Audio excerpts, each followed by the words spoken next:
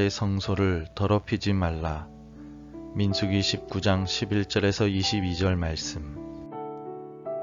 사람의 시체를 만진 자는 이래 동안 부정하리니 그는 셋째 날과 일곱째 날에 잿물로 자신을 정결하게 할 것이라. 그리하면 정하려니와 셋째 날과 일곱째 날에 자신을 정결하게 하지 아니하면 그냥 부정하니. 누구든지 죽은 사람의 시체를 만지고 자신을 정결하게 하지 아니하는 자는 여호와의 성막을 더럽힘이라. 그가 이스라엘에서 끊어질 것은 정결하게 하는 물을 그에게 뿌리지 아니하므로 깨끗하게 되지 못하고 그 부정함이 그대로 있음이니라. 장막에서 사람이 죽을 때의 법은 이러하니 누구든지 그 장막에 들어가는 자와 그 장막에 있는 자가 이래 동안 부정할 것이며, 뚜껑을 열어놓고 덮지 아니한 그릇은 모두 부정하니라. 누구든지 들에서 칼에 죽은 자나 시체나 사람의 뼈나 무덤을 만졌으면 이래 동안 부정하리니, 그 부정한 자를 위하여 죄를 깨끗하게 하려고 불사른 재를 가져다가 흐르는 물과 함께 그릇에 담고, 정결한 자가 우슬초를 가져다가 그 물을 찍어 장막과 그 모든 기구와 거기 있는 사람들에게 뿌리고, 또 뼈나 죽임을 당한 자나 시체나 무덤을 만진 자에게 뿌리되, 그 정결한 자가 셋째 날과 일곱째 날에 그 부정한 자에게 뿌려서 일곱째 날에 그를 정결하게 할 것이며, 그는 자기 옷을 빨고 물로 몸을 씻을 것이라. 저녁이면 정결하리라. 사람이 부정하고도 자신을 정결하게 하지 아니하면 여호와의 성소를 더럽힘이니, 그러므로 회중 가운데에서 끊어질 것이니라. 그는 정결하게 하는 물로 뿌림을 받지 아니하였은즉 부정하니라. 이는 그들의 영구한 율례니라. 정결하게 하는 물을 뿌린 자는 자기의 옷을 빨 것이며, 정결하게 하는 물을 만지는 자는 저녁까지 부정할 것이며, 부정한 자가 만진 것은 무엇이든지 부정할 것이며, 그것을 만지는 자도 저녁까지 부정하리라. 많은 사람들의 환호 속에 어린 나귀를 타고 예루살렘 성에 들어오신 예수님은 가장 먼저 성전을 찾으셨습니다. 그러나 기도하는 집인 성전이 각종 장사꾼들의 소굴이 되어 있었습니다. 그래서 예수님은 성전에서 장사꾼들을 쫓아내시고 기도하는 집으로 회복시키셨습니다. 성전을 청결하게 지키고 회복하는 것은 예수님의 사명이었기 때문입니다. 솔로몬이 성전을 완공하기 전까지는 이스라엘 백성들이 성소에서 하나님께 제사를 드렸습니다. 그래서 성전이 세워지기 이전에 이스라엘 백성들의 삶은 하나님께서 임재하시는 성소를 중심으로 살았습니다. 오늘 본문인 민수기 19장 11절부터 22절까지의 말씀에서 하나님께서는 시체를 만진 사람은 7일 동안 부정하다 라고 말씀하셨습니다. 그리고 그 부정함을 회복하기 위하여 암송아지의 재를 타서 만든 정결하게 하는 물, 히브리어로 메이 니다를 뿌리라고 말씀하셨습니다. 하지만 하나님께서 규정하신 대로 정결하게 하는 물을 셋째 날과 일곱째 날에 자신에게 뿌리지 않고 자신을 정결하게 하지 아니하면 여호와의 성막을 더럽히게 된다고 말씀하셨습니다. 누구든지 죽은 사람의 시체를 만지고 자신을 정결하게 하지 아니하는 자는 여호와의 성막을 더럽힘이라.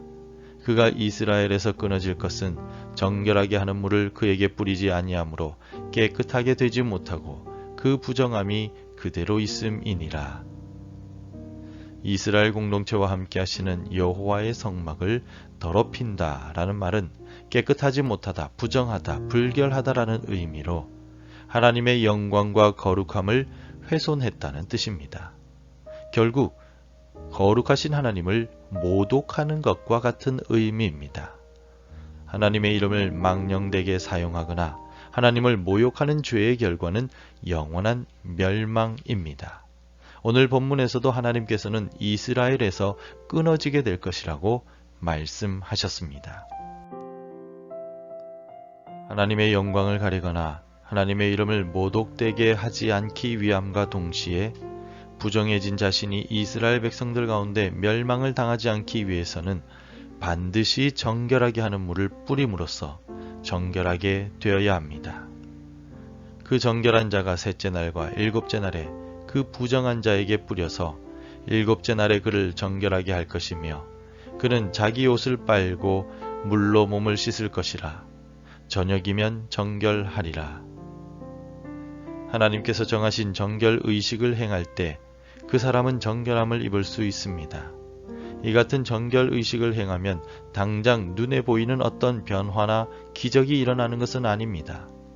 하지만 하나님께서 명령하신 말씀에 순종함으로써 하나님을 경외하는 자세를 다시 회복하게 됩니다. 하나님을 경외하는 자는 같은 죄를 반복하지 않기 위하여 애를 쓰게 됩니다. 하나님께서 원하시는 것은 우리가 거룩함을 지키기 위하여 치열하게 일상에서 싸워 나가는 것입니다.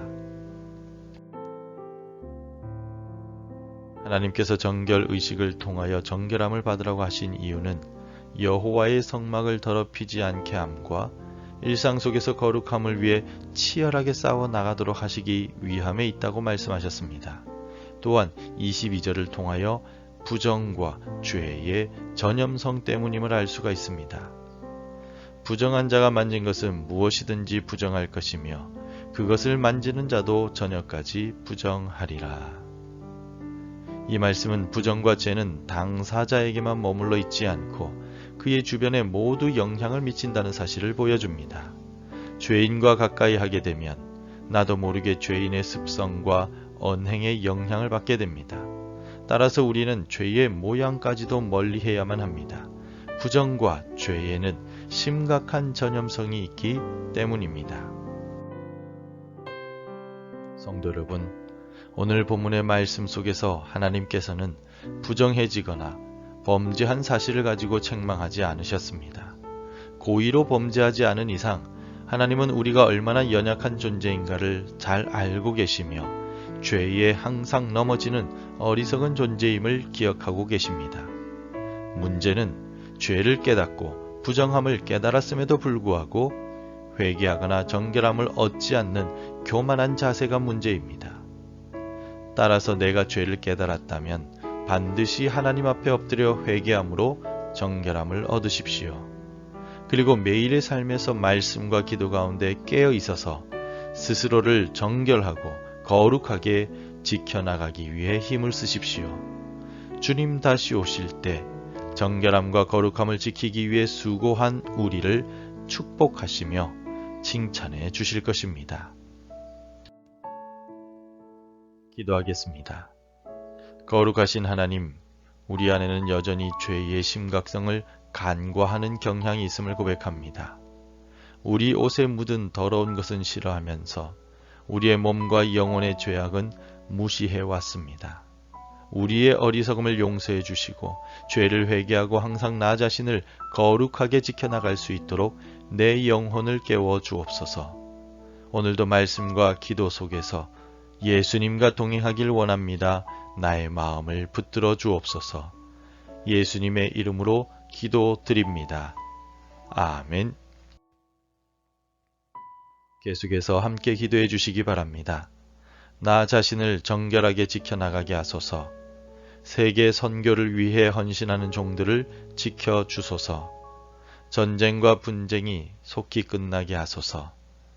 복음 전해야 할 한 사람이 생각나게 하소서.